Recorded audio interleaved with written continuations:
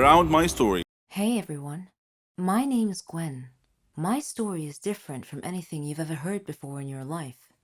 We all have grandparents, and we all love them very much. When they die, they leave an empty space in our hearts. It's never easy. My grandpa died a year ago. Before he died, he left me an old weird-looking chest, which I never thought to open before, until today.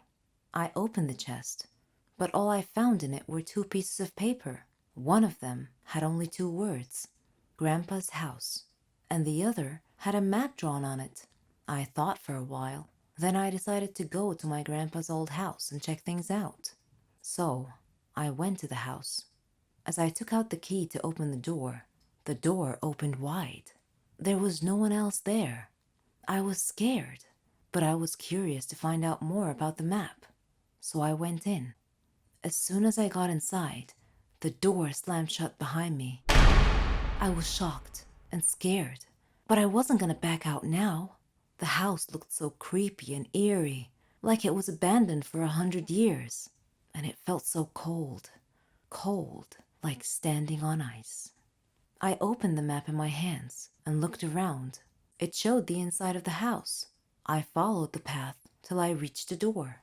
When I stood in front of it, it opened slowly on its own. Terrified, I took 2 steps back, but I glimpsed a shadow inside, so I moved forward. I stepped in, but with nothing under my feet, I fell, rolling over down the stairs. It wasn't a room, it was the basement. I tried to get up, but there was something on my legs. Of course, it was too dark to see what it was. Every time I take it off, it falls back again. I looked for my phone, but it wasn't in my pocket. Oddly enough, when I looked again, it was there. I took it out, and I turned on the flashlight, and there was my surprise. On my legs was the bony arm of a skeleton. I kicked it away and stood up quick. I lit around the room with my phone, but it was full of skeletons all over. Of course, no need to tell you I was scared the heck out of my wits. What happened next was beyond the understanding of an average person. The eyes of one of the skeletons turned bright red, and they were staring right at me. My feet started moving backwards automatically, and I found 2 bony hands clasping my neck. I freaked out, but then, suddenly, all the skeletons moved and stood in 2 lines, clearing a path for me. The map in my hand was glowing and indicating a place in the room. I moved towards it, slowly, as my knees buckled together. There was a huge chest. When I opened it, I found a ton-load of money. Strangely enough, all the skeletons had disappeared, and the furniture in the room was floating around the air. I got scared, and I ran for it, but I came to the stairs, and I found the door locked. It wouldn't open. The skeletons appeared around me once again, and they were pulling me off the stairs. I soared through the air and landed on the chest. Then I was out cold. When I came to, I found myself inside the chest, like it was a coffin of some sort, and I was lying inside, feeling numb all over. I could see the sky, but it was cloudy. I felt like I was being buried. Then I heard a voice. It said, "Welcome to your grandpa's treasure." This is what happens to people like me, dumb people like me who follow a stupid map to look for their grandpa's worthless treasure. They'll tell you their stories from their graves. I adore detective adventures and solving puzzles that others can't. I'm crazy about this. I love challenges and mysteries. I'm Ramon, but my father's nickname for me is Megamind. I'm 14 years old, and I'm typically ranked number 1 in my class every year. I have become famous for solving riddles. Many comers have tried to unseat me, but all have failed. I love to examine minute details. But let me get on with telling you my story. One hot summer, we had just finished our exams at school and were going on summer break. So I organized a trip to the beach with my friends. Beach weather is amazing. Clear skies, cool ocean breezes, sand, and sun. Just amazing. One day, before my beach trip, my mother handed me a letter from my grandmother. I was surprised and thought it was a little weird because Granny owned a hotel in the surrounding area nearby. It had wonderful views all around it. I had opened the letter, which read, "Dear Ramon, how are you? I hope you're enjoying your summer break. Would you mind spending a couple of days with me? I have a serious matter that I would like to discuss with you. Granny." Initially, I thought that it was probably some silly matter, but then my inner voice told me that it might be important. I was conflicted between going on my beach trip or visiting my granny. I decided to visit Granny first. She was family after all, so off I went. Though my grandmother lived in a beautiful area, the closer I got to the hotel, the more my inner voice was nagging me. When I arrived at the hotel, Granny was waiting for me. She smiled and hugged me. I had missed her so much. She had company. Raul, her maintenance man, and Malika, her housekeeper and assistant.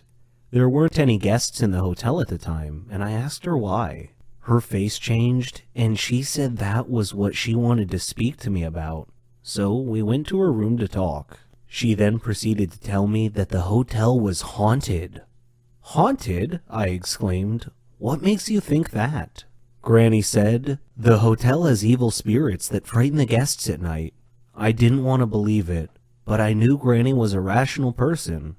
I suspected there was more to this than meets the eye, so I decided to investigate this intriguing mystery. On my first night at the hotel, I waited until midnight. Then I lit a candle and walked through the halls of the hotel.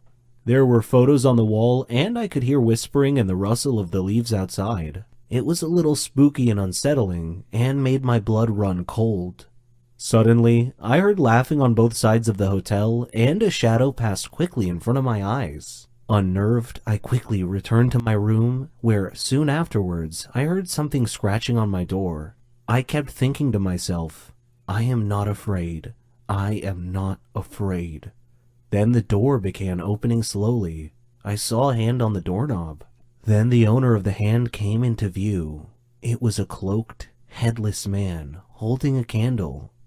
I fainted. The next day, I woke up to find Granny and Malika standing beside me. Granny told me that I had been sleeping a long time. I asked what had happened, and they told me they heard me scream and came to my aid. When they found me, I was unconscious on the floor. At that moment, there was a knock on the door. It was Raul bringing me a drink. That was when I noticed something strange about Raul's face. It was emotionless. Then I glanced at his hands as I accepted the drink from him. That night, I again walked around the hotel. I found some steps at the end of a corridor that led to the basement. Down in the basement, I opened a maintenance door and found a tape recorder and a pile of clothes on a table. Suddenly, the lights went out. I was groping around in the dark and trying to find my way back when I heard the laughing again. Still, I continued stumbling ahead through the dark. I stepped on an electrical line and tore it off the wall. I returned to my room. My door opened slowly. I was hiding behind the door. I grabbed the loose electrical detonator and touched it to the doorknob. It was live, and I heard a grunt from the owner of the hand on the other side of the door as he or she was shocked. And I heard him or her fall to the floor. It took me a while to find the electrical panel, but I managed to get the lights back on. When I did, I found Raul laying unconscious on the floor next to the doorknob that I had electrified. I called Granny and Malika down to the basement. Granny asked what had happened. I replied, "Granny, you really need to screen your employees better. Raul was your ghost."